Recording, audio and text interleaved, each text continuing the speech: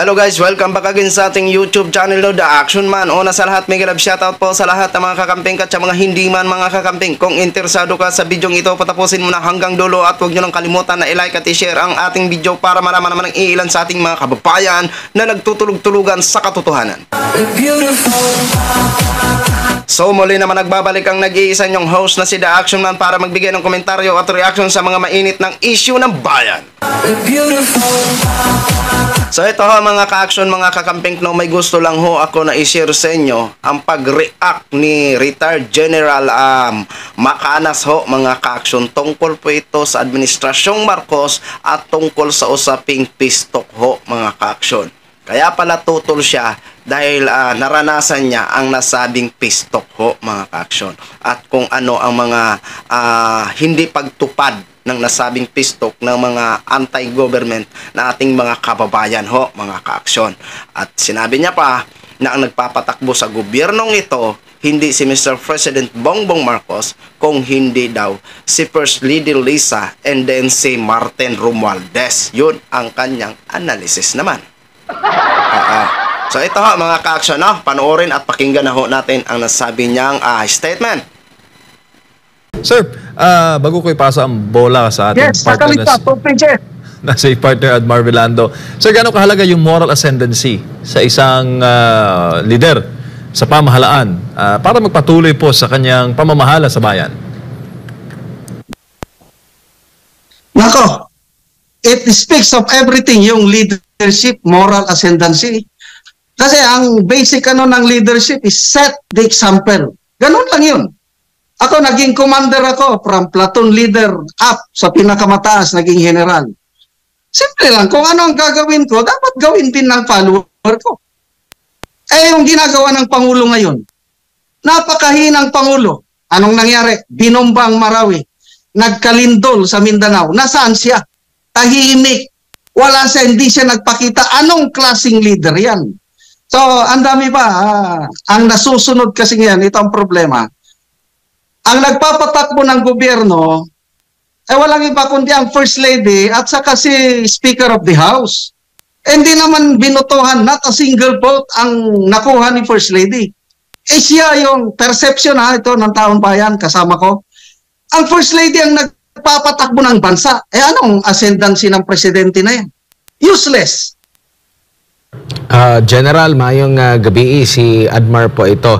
Doon lang ako muna sa exploratory talks at naging parang nabigyan pa ng boses din itong mga makakaliwa na nasa kamera na sa matagal na panahon, alam na militar na sila talaga ay konektado dito nga sa CPP-NPA.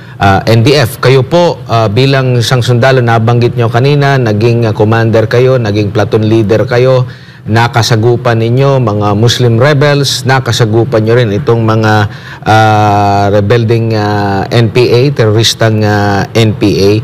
Kayo mismo ay buhay na saksi sa epekto na dala nitong mga salot sa lipunan na ito.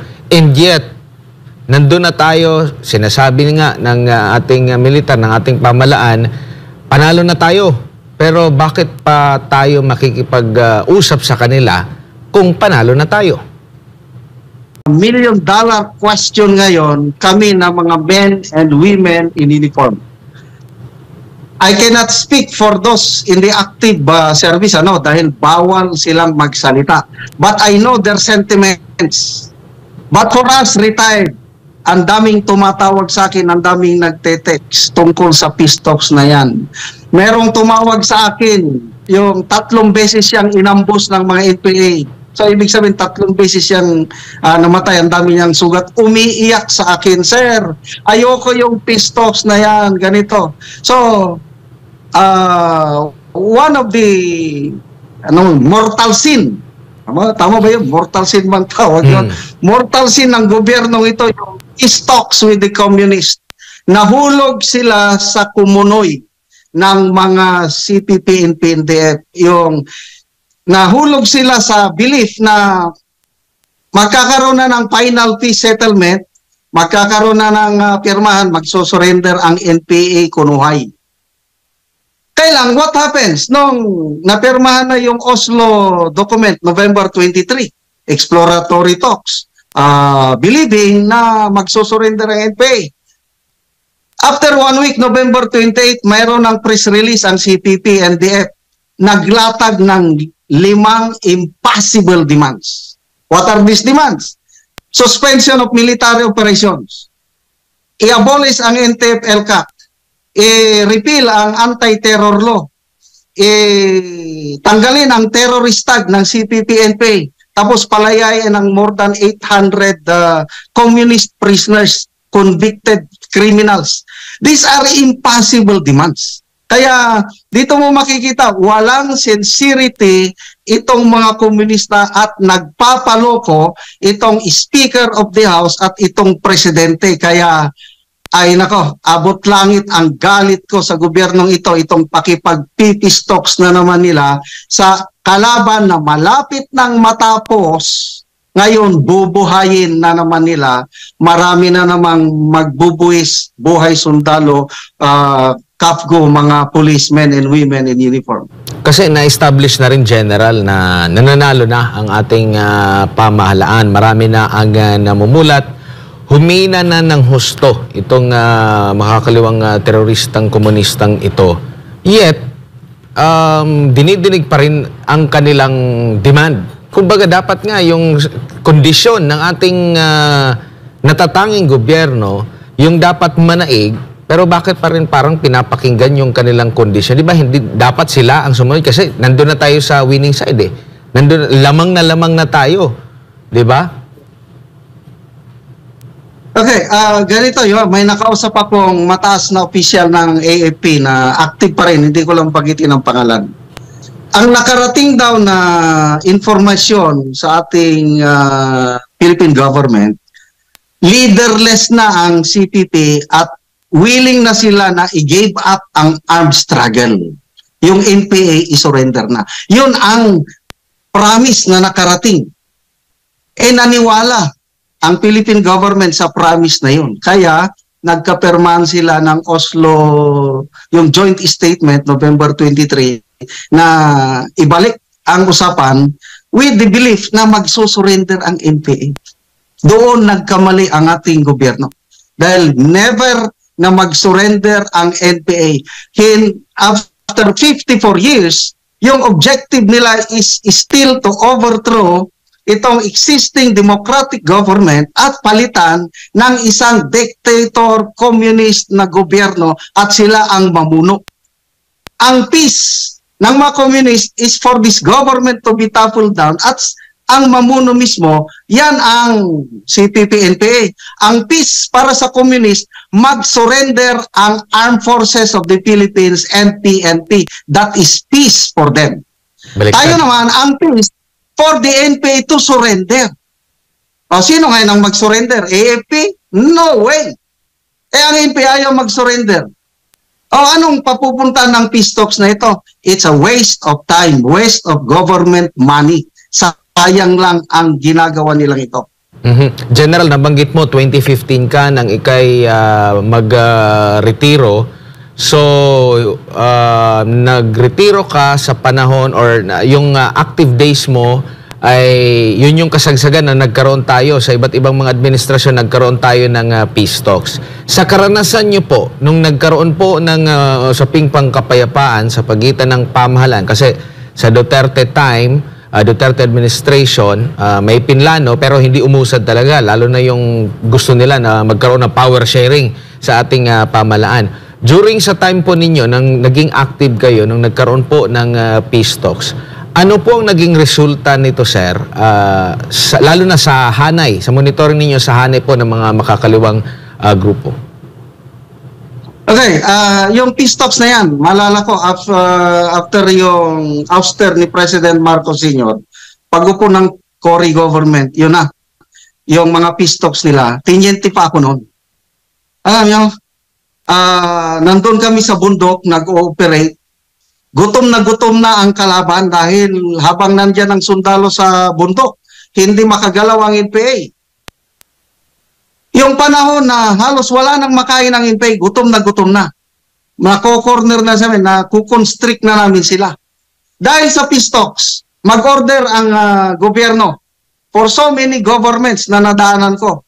Kung kailan pa hinang-hina ng mga NPA, mag-order ngayon ng ceasefire dahil sa peace talks. Nako, galit na galit kaming mga men on the ground.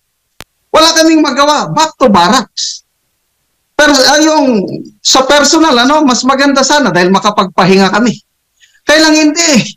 Habang nagpapahinga kami ng ilang buwan na ceasefire, pagbalik namin, nung na-failure yung peace talks, grabe, lumakas na naman ang kalaban at kami ang nagiging biktima, kami ang nahihirapan kasi yung aming pinagpaguran ng ilang buwan nasisira lang dahil sa mga peace talks na ito. Dahil peace talks means recruitment, rearming, generation of funds, pagpapalakas talaga ng armadong NPA basta nagkakaroon ng peace talks. These are all useless endeavor. Napatunayan na natin panahon ni Tatay Digong. The best time sana na magkaroon ng settlement dahil si Tatay Digong talagang ibinigay niya ng todo. Nagbigay siya ng, I think, 4 na cabinet post sa leftist. Wala nung nangyari. Habang nag-uusap, ambos kaliwat kanan, kaya nagalit si PRRD, tinapos niya yung peace talks, nag-declare ng all-out war plus NTF-ELCAC. Ngayon, napakaganda ng resulta ng NTF-ELCAC, napakahina na. It's just a matter of final kung sa boxing pa, nasa last round na tayo, groging-grogi na yung kalaban. It's just a matter of follow-up na lang, ilang suntok na lang, matutumba ng kalaban. Ngayon, tina-time out ni President Marcos Kunoy para maka-relax, makapagpahinga ulit yung boxer na NPA at lalaban muli ng sabayan. So yun na ho mga ka-action, mga kakamping, narinig na po natin ang lahat ng analysis ni Retired General Macanas ho mga ka-action. So sabi niya, nung peace talk daw ng mga nakaraang peace talk is maraming dinidemand ang ating mga kababayan na mga anti-government ho mga ka-action. Okay, kung ganyan na maraming dinidemand sa palagay ng gobyernong Marcos na ito na hindi makakabuti ang kanilang demand, wag nilang ibigay, yun lang po yun, napakasimple, di ba? Okay. Halimbawa man sabi nyo kasi kinausap na, pero hindi nag-work nung panahon ni dating Pangulong Duterte ho mga ka-action. Siguro naman kasi nung panahon ni Duterte, kaya hindi nag-work ang nasabing pag-uusap dahil sa hindi siguro magustuhan ang mga gusto ni Duterte o hindi tinupad ang mga nasabing pangako. Yun lang yun. Sa mga simple lang na analysis, no? Kaya hindi natupad o hindi nag-work ang nasabing pag-uusap nung panahon ni Duterte. Pero ngayon, iba po ang administrasyon ngayon. Eka nga, habang patuloy silang kinakausap at habang paiba-iba ang kumakausap sila na administrasyon, so may tendency na sila ay makukumbinsi ayon na rin sa mga offer ng administrasyong Marcos. Kung sa palagay nila ay maging okay naman para sa kanila ang magiging offer ng administrasyong Marcos. Bakit hindi sila tutupad sa kanilang mga pangako sa peace talk kung sakaling magkaroon na ng pag-uusap o peace talk ho mga ka-action, no? Di ba? Kasi yun ay panahon ni Duterte. Ito naman panahon ni Marcos, di ba? Ito naman po ang gusto natin, kapayapaan, katahimikan at masayang pamumuhay ng dito sa ating bansang Pilipinas, sa ating bansang sinilangan, di ba? Ito naman ang gusto natin at maramdaman natin ang pag-unlad ng bansa natin sa pamumuno ng administrasyong Marcos, di ba? Simple lang naman 'yan. Kung noon hindi sila tumupad sa mga usapan at marami silang dinidemand, kung ngayon na marami silang dinidemand at sa palagay ng administrasyong Marcos ay hindi nakakabuti sa bansang Pilipinas, di wag nilang pagbigyan. Yun lang yun. Napakasimple. Di ba? Kaysa ba naman hindi sila try na kausapin muli ng administrasyong Marcos?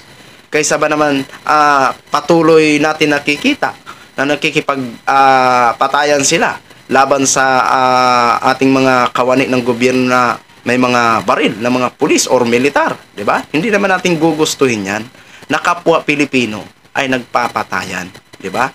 Ang gusto ho natin, ang hinahangad ho nating lahat, ang katahimikan at kapayapaan at magkaisa ang bawat Pilipino. Ngunit, hindi ho natin matutupad ang ganyang mga pangarap natin kung patuloy pa rin ang talamak ng mga corrupt official dito sa ating bansa. Oo.